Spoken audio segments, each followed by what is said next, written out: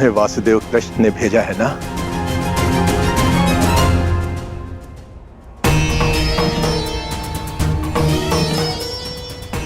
नहीं भद्र। यदि मैं मुक्त हो गया हूं तो अवश्य ही तुम्हें कृष्ण ने भेजा है, और जो तुम्हें कृष्ण ने नहीं भेजा अर्थात मैं मुक्त नहीं हुआ। अपना परिचय दीजिए भद्र। मैं विश्वकर्मा हूं, देवताओं का प्रधान वास्तुकार। जरासंध ने मुझे भी यहां बंदी बनाकर रखा था। कल रात्रि श्री कृष्ण ने मुझे सपने में दर्शन दिए। उन्होंने कहा कि वो मुझे स्वयं मुक्त कराने आएंगे, किंतु आश्चर्य वो नहीं आए।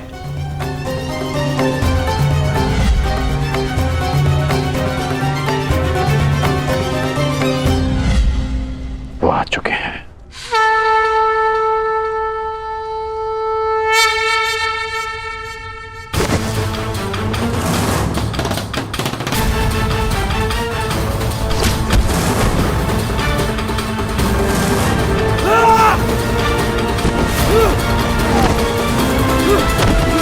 सबके सब मल थक गए। यहां कोई भी नहीं जो जरासंध से मल युद्ध कर सके।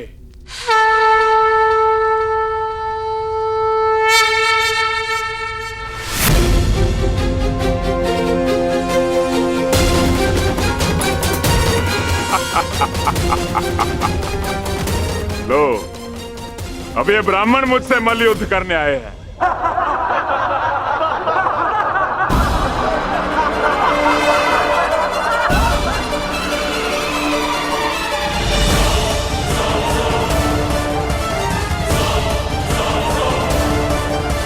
हम तो पूजा स्थल के लिए निकले थे मगध नरेश, परंतु भूलवश हम यहाँ आ गए। अच्छा हुआ भूलवश इस घेरे में नहीं चले आए, अन्यथा मुझसे मल्ल युद्ध करना होता। अब अपनी भूल सुधारो और यहां से चले जाओ। यह स्थल केवल और केवल योद्धाओं के लिए, निर्बल ब्राह्मणों के लिए नहीं। जी राजन, जैसी आपकी इच्छा।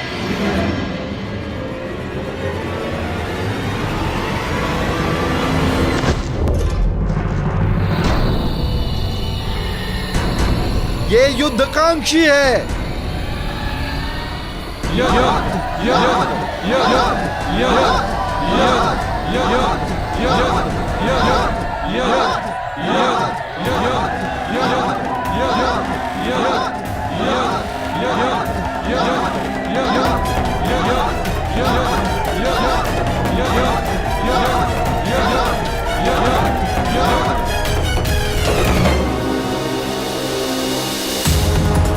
लगता है आपने सुना नहीं ब्राह्मण देव।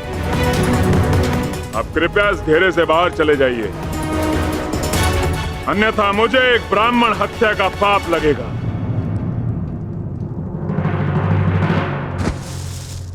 कुछ क्षण पहले आपने सभी को चुनौती दी थी मगध नरेश, तो समझो वो चुनौती मैंने स्वीकार कर ली।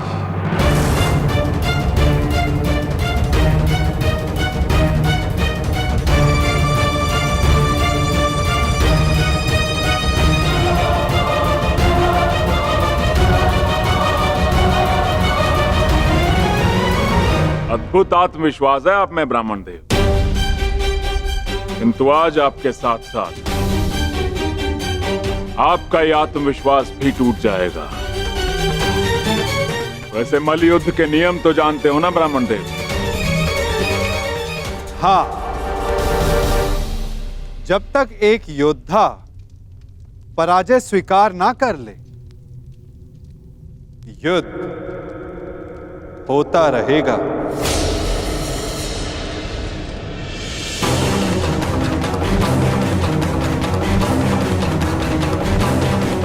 स्वीकार है मगध नरेश? स्वीकार है।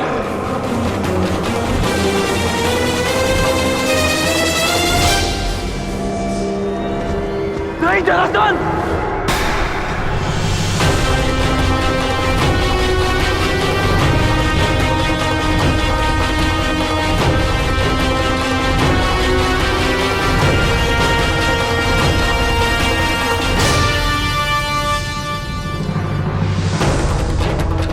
ये चुनौती स्वीकार मत करना।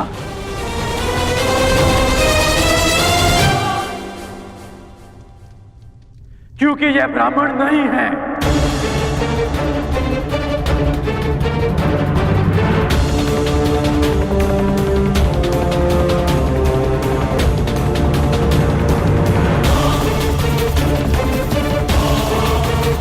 तो फिर कौन है ये?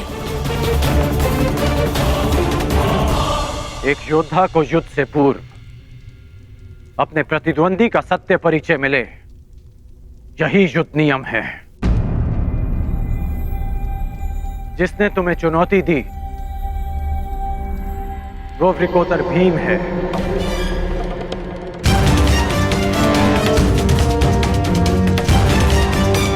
ये धनुर्धारी अर्जुन है।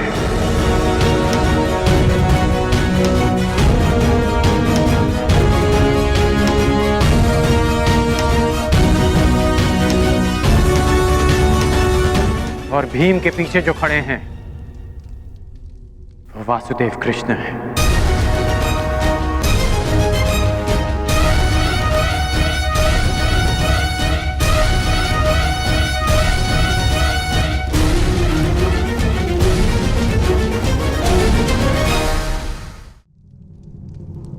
अब सत्य जानने के पश्चात तुम ये चुनौती अस्वीकार कर सकते हो।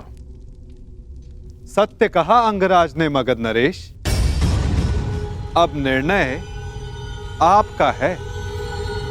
परिचय जानकर यदि भयभीत हो तो भीम द्वारा दी गई चुनौती अस्वीकार कर सकते हो।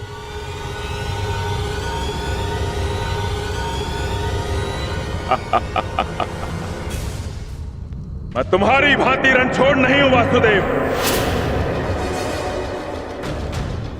युद्ध की चुनौती मैं किसी भी परिस्थिति में, किसी भी वेश में कभी टाल नहीं सकता।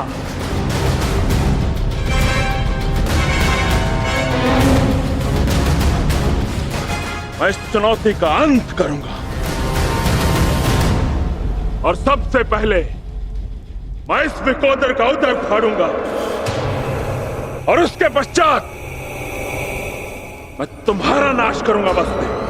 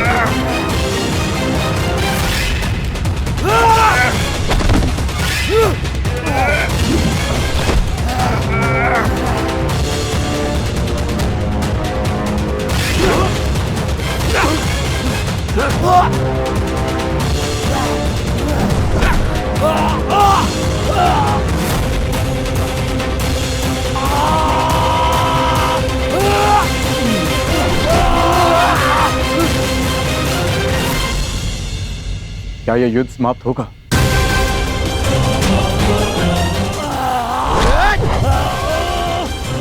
जिसका प्रारंभ हुआ है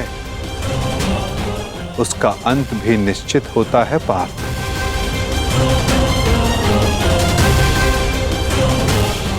तुम्हारी प्रतीक्षा शीघ्र पूर्ण होगी।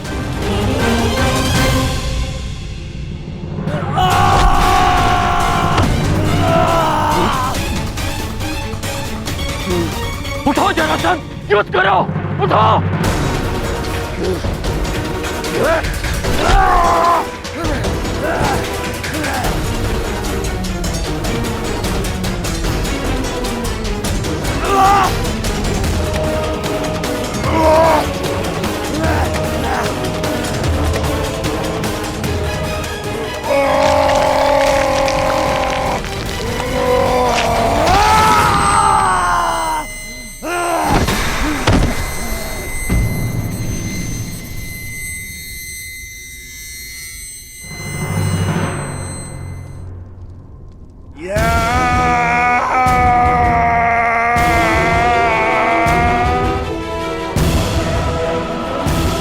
जरासंध का अंत हुआ।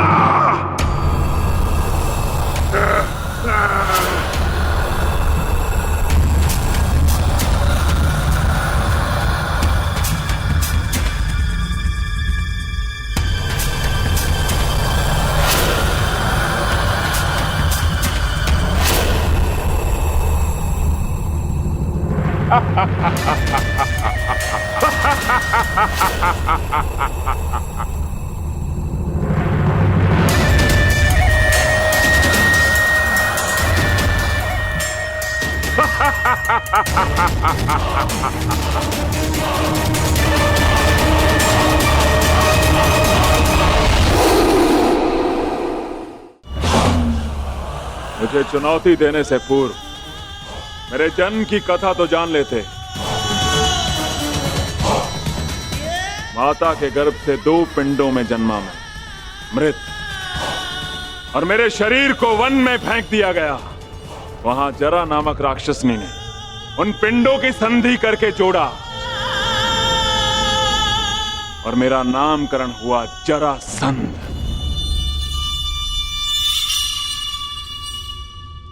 ये संधि नहीं टूट सकती भीम।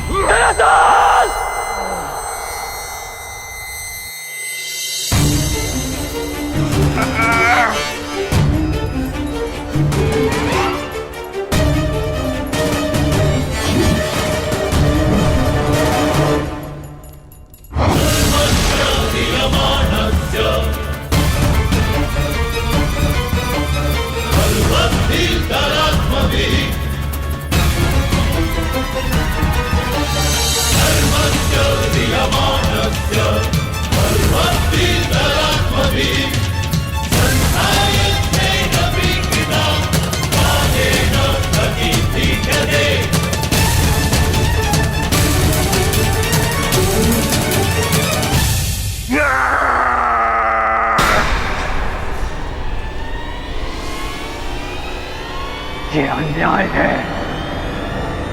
ये छल है।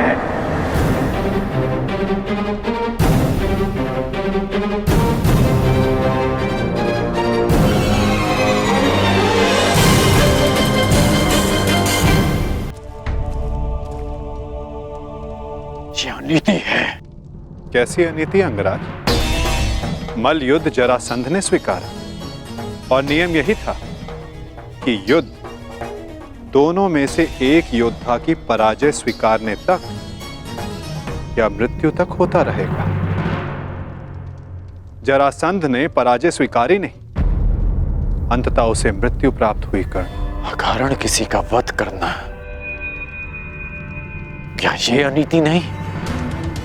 जरासंध ने भीम को क्या हानि पहुंचाई थी? तो उस सर्प ने तुम्हें क्या हानि पहुंचाई थी कर्ण, जिसका तुमने वध कर दिया था? मैंने उस सर्प का वध किया क्योंकि वो मेरे निरपराध सारथी को डसने वाला था। यदि वो सर्प दंड का भागी था तो जरासंध भी दंड का भागी था कर्ण, जिसने 100 राजाओं की बलि चढ़ानी चाहिए। परंतु मैंने उन 100 राजाओं को मुक्त किया, फिर उसका वध क्यों किया? तुमने जरासंध से संधि की, 100 राजाओं को मुक्त भी करवाया कर, परंतु ये संसार क्या जरासंध के आतंक से मुक्त था? नहीं कर। तुम किसी की प्रवृत्ति नहीं बदल सकते मित्र। और जरासंध की प्रवृत्ति थी आतंक फैलाना, इसीलिए उसका विनाश आवश्यक था। मैं अपने ज्येष्ठ भ्राता महाराज युधिष्ठिर की ओर से यह घोषणा करता हूं कि आज आप जरासंध के आतंक से सदा सदा के लिए मुक्त हुए। महाराज युधिष्ठिर की जय, वासुदेव कृष्ण की जय, महाराज युधिष्ठिर की जय, वासुदेव कृष्ण की जय। हम सब आपके आभारी हैं महावीर अर्जुन। हम सब अपने आप को महाराज युधिष्ठिर के अधीन स्वीकार करते हैं। जो अधीन हो वो दास होता है, और हमें दास नहीं आपकी मित्रता चाहिए। महाराज युधिष्ठिर की जय, महाराज युधिष्ठिर की जय। इन लोगों ने अपना चयन कर लिया है अंगराज, और मुझे उस पल की प्रतीक्षा है जब तुम उचित चयन करोगे कर्ण।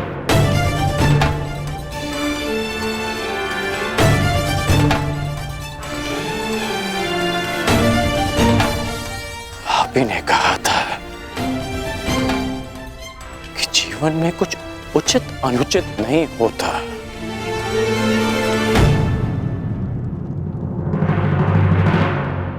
अब समझ में आया कि ऐसा क्यों कहा था। यदि कुछ है तो वो है कर्म, और आपके कर्म के परिणाम। और मेरे कर्म मेरी दृष्टिकोण में उचित हैं, और आपके कर्म आपकी दृष्टिकोण में। अद्भुत।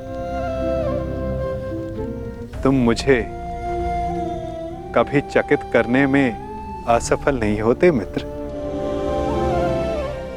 प्रत्येक बार तुमसे मिलकर तुम्हारे लिए मेरा सम्मान और अधिक बढ़ जाता है। वासुदेव, मैं आपको सावधान करता हूं कि जिनकी सहायता और उत्थान के लिए आप ये प्रयास कर रहे हैं, कि जिनके पक्ष में आप मुझे ले जाना चाहते हैं, एक दिन वही आपका सम्मान भंग करेंगे, आपको लज्जित करेंगे।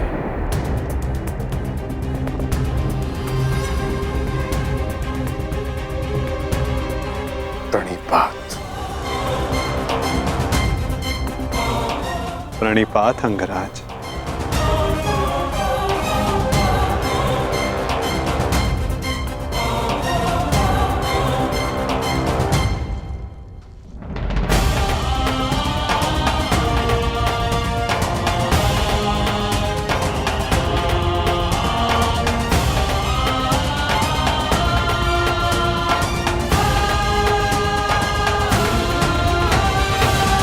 वासुदेव,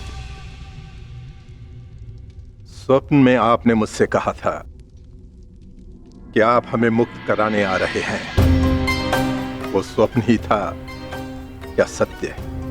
मनुष्य के स्वप्न ही उसके भविष्य का, उसके अस्तित्व का परिचय होते हैं भद्र विश्वकर्मा। यदि मनुष्य स्वप्न देखेगा नहीं तो उन्हें पूर्ण करने की चेष्टा कैसे करेगा? स्वप्न हमें चेष्टा की प्रेरणा देते हैं। अवश्य आपका स्वप्न एक सत्य था भद्र। जरासंध के अत्याचारों से हमें मुक्त कराकर आपने हमारे प्राणों की रक्षा की है। आपके उपकार को मैं कैसे चुकाऊंगा? एक भूमि को श्राप मुक्त करके।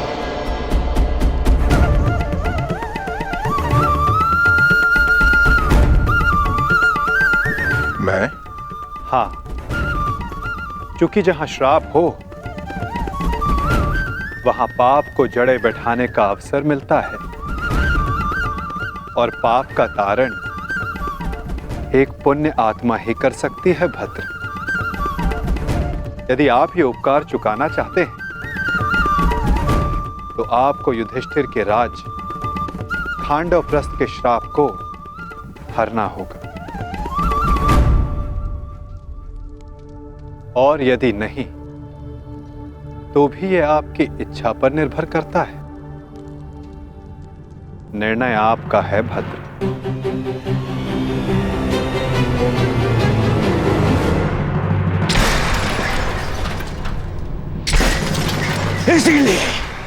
इसीलिए मुझे वो कृष्ण पूरी आंख नहीं सुहाता। हर बार कुछ ऐसा करता है कि मेरा स्वप्न चूर चूर हो जाए। हर बार मामा श्री। स्वप्न की बात कर रहे हो मेरे होने वाले सम्राट? स्वप्न की? मुझे तो पूरा भविष्य दिखाई दे रहा है। जरासंध का भय समाप्त होते ही अब पांडवों की शक्ति बढ़नी प्रारंभ हो जाएगी और आप अंगराज कर्ण हमेशा कहते हो अवसर नहीं मिलता, अवसर नहीं मिलता, और अब अवसर मिल गया तो क्या कर लिया तुमने? जरासंध जैसा महान बलशाली योद्धा मित्र खोया सो खोया, और वो 100 राजा वो भी पांडवों के पक्ष में चले गए। मेरा कर्तव्य जरासंध को हमारे पक्ष में करना था जो मैंने किया, परंतु वो राजा किसके पक्ष में जाएंगे इस विकल्प के चयन पर उनका अधिकार था, मेरा नहीं। विकल्प? अंगराज, कदाचित आपको ज्ञात नहीं होगा, शासक कभी भी प्रजा के सामने विकल्प नहीं रखता ना।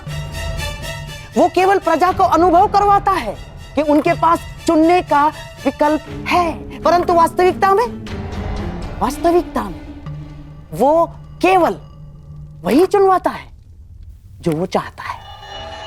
हाँ, जैसे अर्जुन ने किया।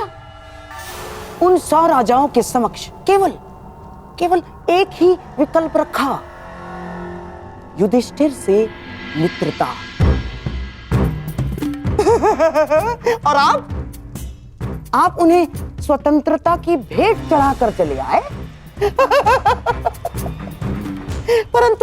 परंतु अंगराज, इसमें तुम्हारा क्या दोष? ना, तुम्हारा कोई दोष नहीं है इसमें। क्योंकि शासन कला और राजनीति कुल से आती है, कुल से। और तुम जिस कुल में जन्मे हो वो शासक नहीं, शासित है, शासित। और तुम्हारे रक्त में नेतृत्व करना नहीं, अनुसरण करना और आज्ञा का पालन करना है। समझ गए अंगराज?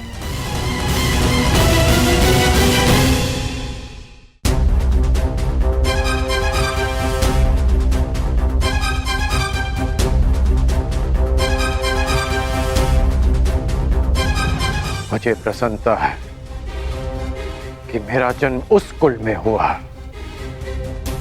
जहां रथ चक्र बनाए जाते हैं, कुचक्र नहीं। जहां आज्ञा का पालन किया जाता है, षड्यंत्र नहीं। मित्र दुर्योधन ने जो मुझसे कहा, मैंने उसका अनुसरण किया। षड्यंत्र नहीं। बस मामाश्री, वहां वो पांडव अपना बल बढ़ा रहे हैं और आप मेरे मित्र का अपमान कर रहे हैं मामाश्री। धन्य हो मेरे होने वाले सम्राट। यहाँ तुम्हारा मित्र तुम्हारा भविष्य पांडवों की झोली में डालकर चला आया और तुम मान और अपमान को लेकर बैठ गए। परंतु अब मैं दर्शक बनकर नहीं बैठूंगा ना। अब इस खेल की कमान मैं संभालूंगा। उस वासुदेव कृष्ण के इस छल का उत्तर मैं भी छल से ही दूंगा। वासुदेव,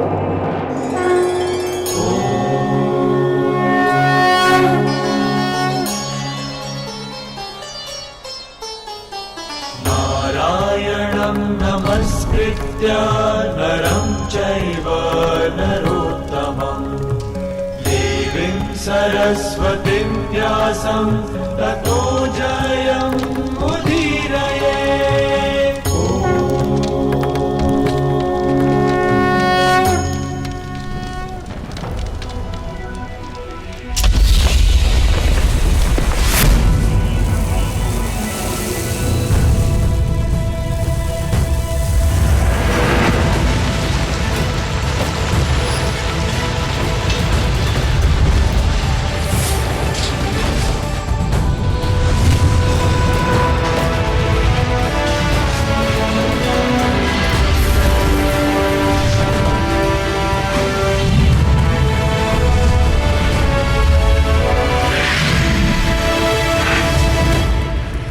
देवराज इंद्र के आशीर्वाद से निर्मित यह भव्य नगर इंद्रप्रस्थ कहलाएगा।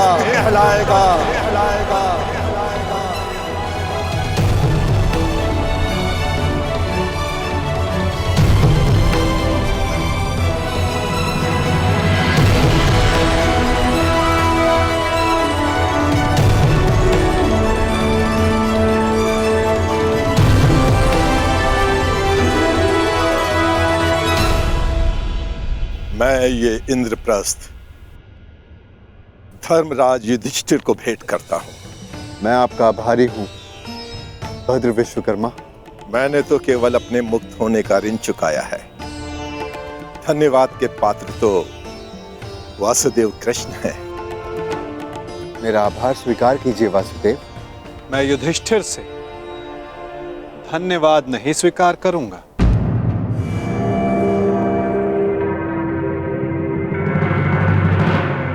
क्यों वासुदेव? क्योंकि मुझे सम्राट युधिष्ठिर से धन्यवाद लेना है। समय आ गया है कि आप राजसूय यज्ञ संपन्न करके सम्राट की पदवी पाएं। धर्मराज, यज्ञ का संकल्प लो। आर्यव्रत के समस्त राजाओं को निमंत्रण दो। मैं चाहता हूं कि संपूर्ण आर्यव्रत आपका प्रभुत्व स्वीकार करे।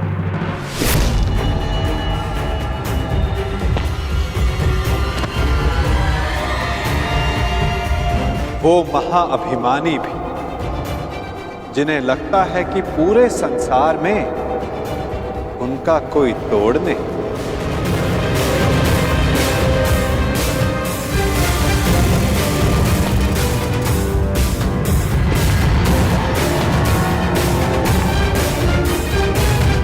वो जो वरदान के दंभ में सबको श्रापित समझते हैं।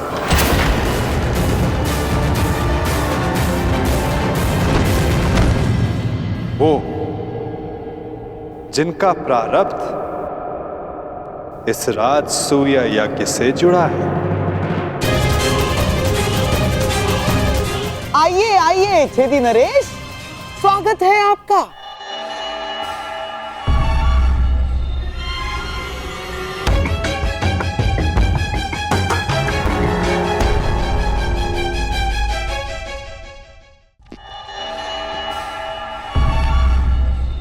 शानदार नरेश, टूटी टांग के लिए चिकित्सक से परामर्श ली या अब भी बतख की तरह ठला के चलते हैं?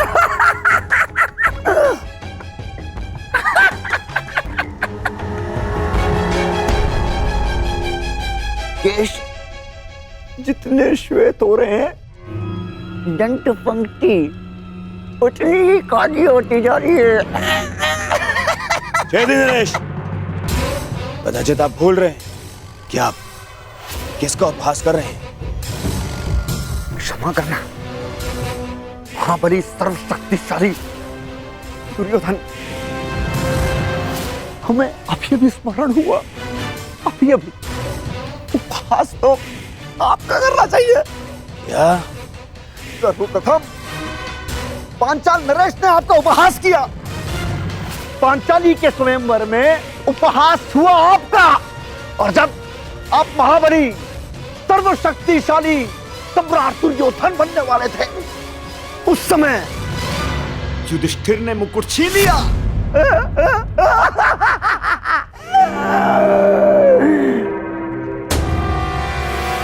और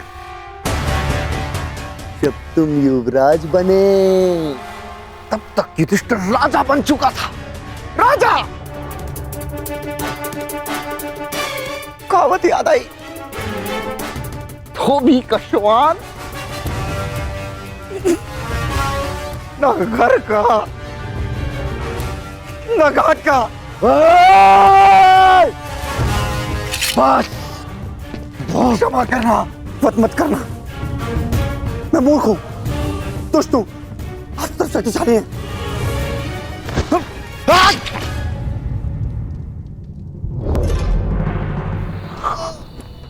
क्षमा करना।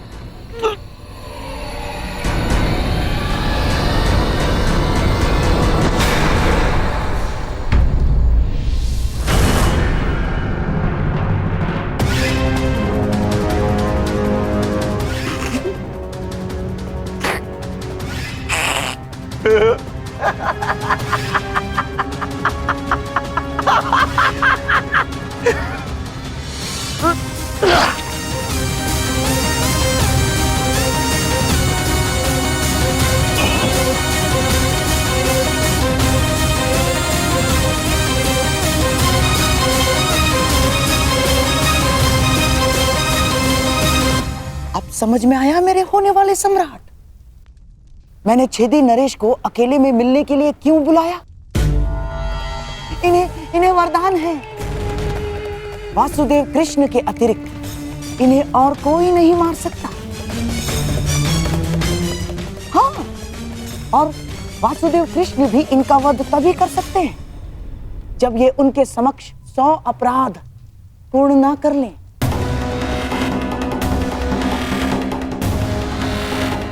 उस वासुदेव कृष्ण के हर छल का उत्तर है ये छेदी नरेश शिशुपाल।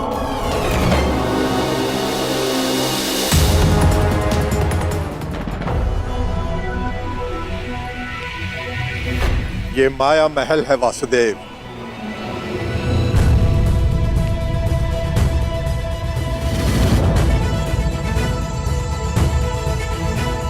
अद्भुत भद्र विश्वकर्मा, बहुत ही सुंदर भवन है। मैंने सोचा देवी पांचाली के मनोरंजन के लिए कुछ विशेष प्रयास कर लूं।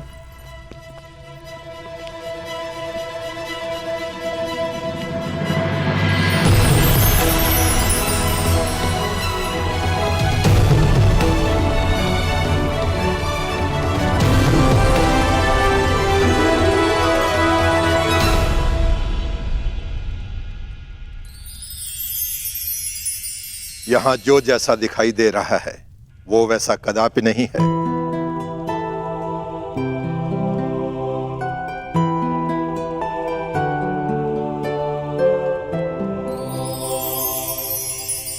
गुप्तचरों से सूचना प्राप्त हुई है कि पांडव राजसूय यज्ञ करने वाले हैं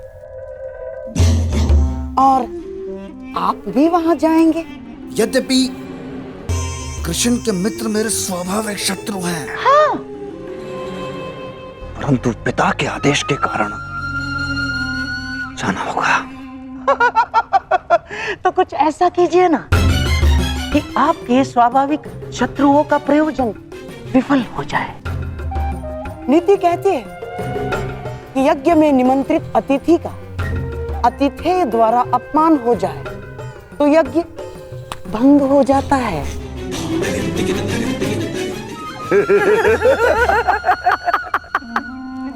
शिशुपाल, ये तो अत्यंत सरल कार्य है। गांधार नरेश,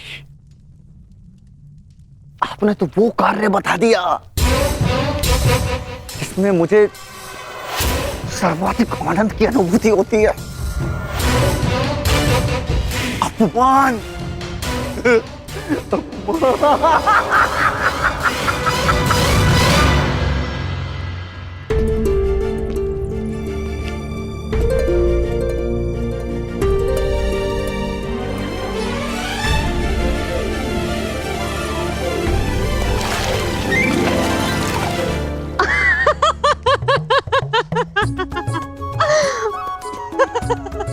अद्भुत ना सका, जहाँ जल दिखता है वहाँ भूमि है और जहाँ भूमि दिखती है वहाँ जल।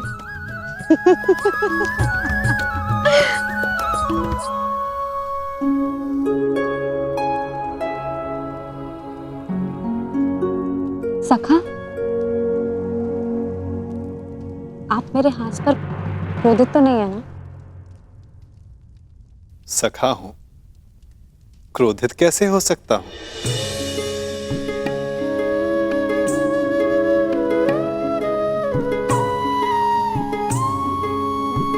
परंतु कदाचित कोई और क्रोधित ना हो जाए। प्रणिपात माता, निमंत्रण भेजे जाने के लिए प्रस्तुत है।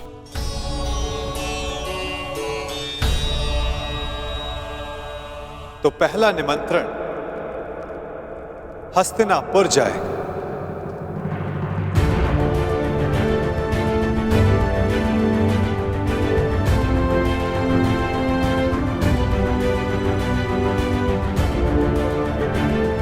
क्या हुआ पार्थ, कुछ व्यथित दिखाई देते हो? हाँ माता, शंका है कि क्या दुर्योधन यहां आना स्वीकार करेगा? उसे तो हमारी उन्नति तनिक भी नहीं सुहाती, और यदि वो यहां नहीं आया तो माता कुंती यहां अकेली कैसे आएंगी? प्रयास करना हमारा कर्म है पार्थ, और ये कर्म बिना परिणाम सोचे करना होगा। कदाचित फल हमारे हित में हो। मैं हस्तिनापुर निमंत्रण स्वयं लेकर जाऊंगा, क्योंकि केवल माता कुंती को नहीं, तुम्हारे कुछ और संबंधियों को भी यहां लेकर आना है।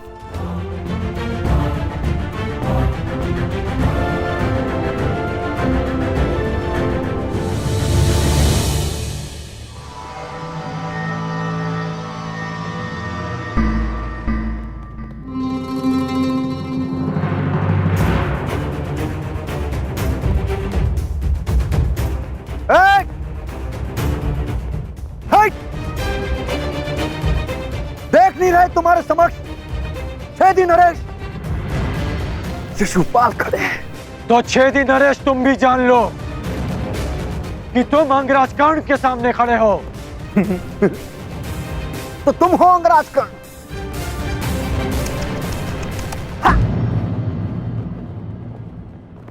दान में बंजर भूमि क्या मिल गई? स्वयं को राजा समझ बैठा। भूल गए कि सूत का काम रथ की बागडोर संभालना है, राज्य की नहीं।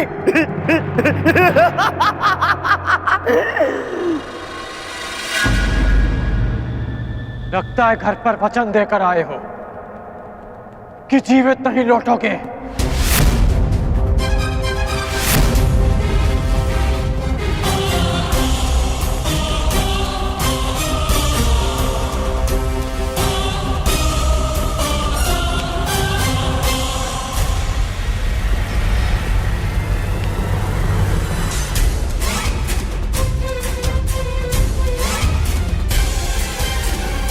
अरे मित्रगण, ये शिशुपाल है, ये मेरे अतिथि हैं और मेरे मित्र भी, और इस नाते से आप दोनों भी मित्र ही हुए।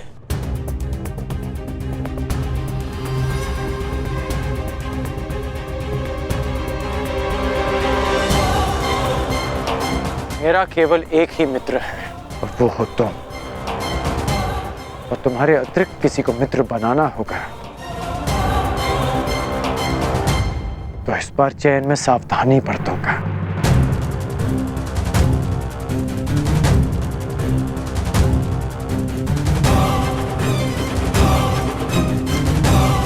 अपने अतिथि की मर्यादा में रहने की चेतावनी अवश्य दे देना मित्र।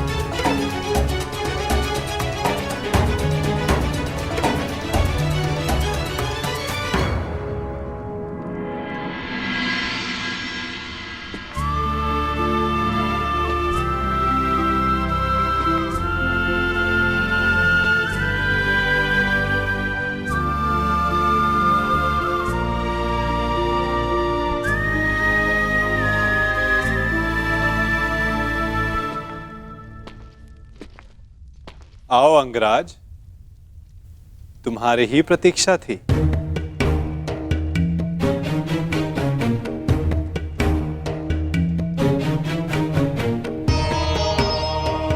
क्षमा कीजिए वासुदेव, मुझे ज्ञात नहीं था कि आप भी यहाँ हैं। कोई समस्या नहीं मित्र, बहुत कुछ है जो अब तक सबको ज्ञात नहीं, परंतु अब सबको ज्ञात होगा। मैं वासुदेव कृष्ण इस सभा में उपस्थित समस्त जनों को अपनी और राजा युधिष्ठिर की ओर से प्रणाम करता हूं और उनकी ओर से आप सबको निमंत्रण देता हूं। कैसा निमंत्रण वासुदेव? अपनों को निमंत्रण आनंदो उत्सव के लिए ही दिया जाता है महाराज। आपने हस्तिनापुर का एक भाग खांडव प्रस्थ पांडवों को दिया और उन्होंने अपनी परिश्रम और योग्यता से उसे महान इंद्रप्रस्थ में परिवर्तित कर दिया।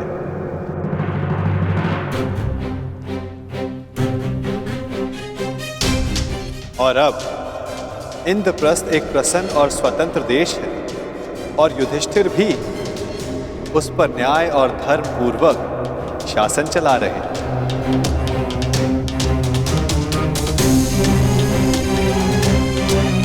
मैं हस्तिनापुर को बधाई देना चाहता हूं कि धर्मराज राजसूया यज्ञ संपन्न करके चक्रवर्ती होने जा रहे हैं और उन्होंने सादर आप सबको इस यज्ञ के आयोजन में निमंत्रित किया है।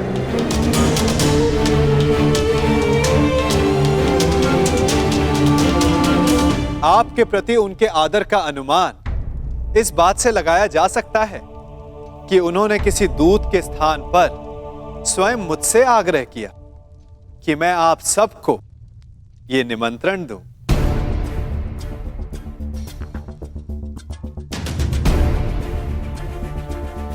वासुदेव, यह जानकर प्रसन्नता हुई कि पांडव पुत्रों ने बंजर भूमि को इंद्रप्रस्थ बना दिया। महाराज, इस समारोह में हमारा सम्मिलित होना आवश्यक है।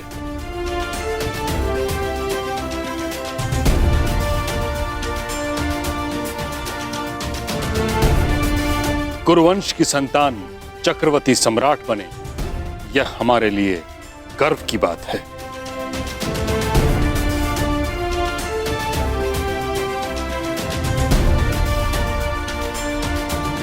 ये कुरु परिवार के लिए अवश्य गर्व की बात है ताचरी, परंतु हस्तिनापुर यदि इस यज्ञ में सम्मिलित हुआ तो क्या यह राजनीतिक रूप से उनकी अधीनता मानने के समान नहीं होगा?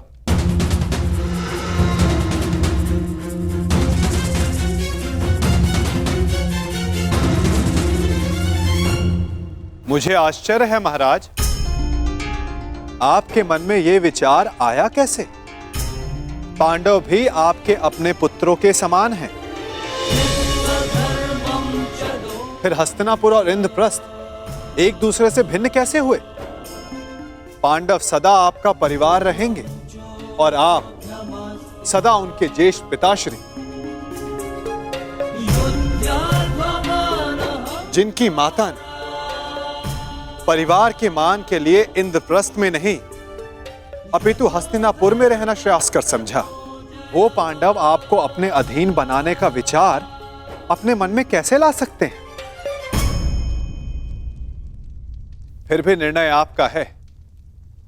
आप चाहें तो पांडवों को अपना मानकर उन्हें आशीर्वाद दे सकते हैं,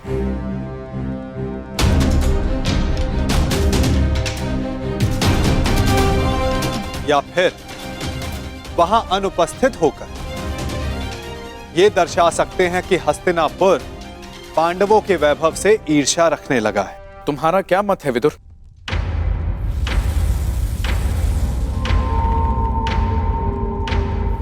मेरा मत है कि यज्ञ में जाना उचित होगा।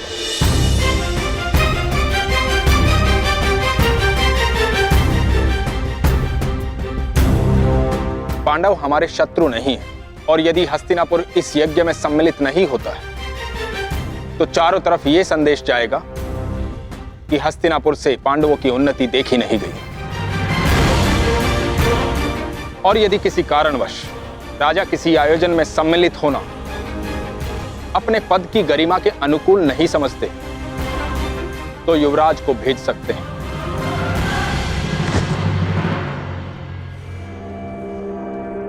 यदि ताचरी और विदुर का यही सुझाव है तो हस्तिनापुर उस समारोह में अवश्य सम्मिलित होगा।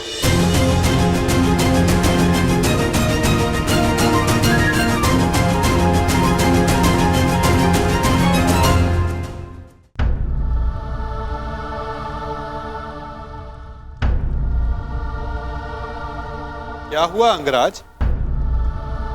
प्रतीत होता है कि आपको इसमें कोई आपत्ति है। निमंत्रण आपके लिए भी है। नहीं वासुदेव, मैं उस यज्ञ में भाग लेना उचित नहीं समझता।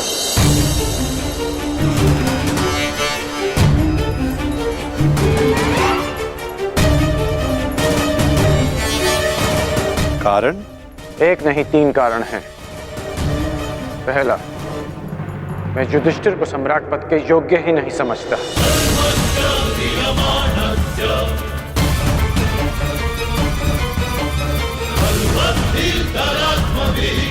दूसरा, मेरी दृष्टि में युधिष्ठिर युवराज दुर्योधन से उत्तम शासक नहीं है।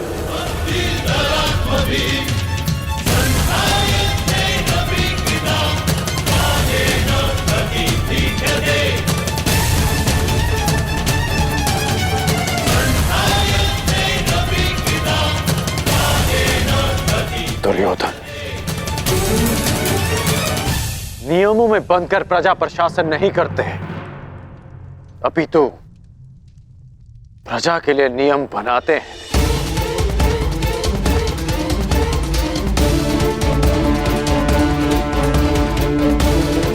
और मुझे पूर्ण विश्वास है कि मेरे मित्र के राज्य में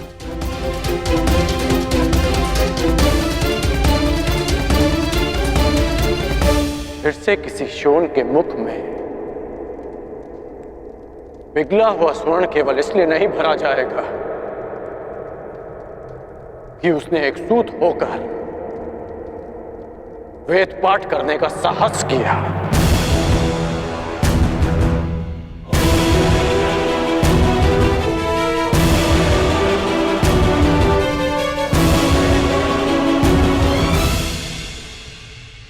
और तीसरा और सबसे बड़ा कारण, मैं धर्मराज के परिवार का सदस्य भी नहीं।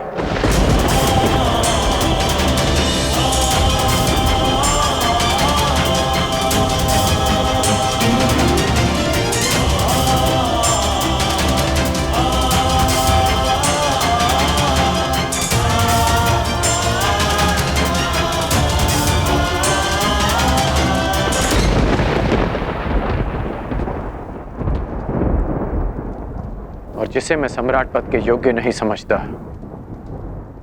मैं उसे उस पद की बधाई देने नहीं जा सकता।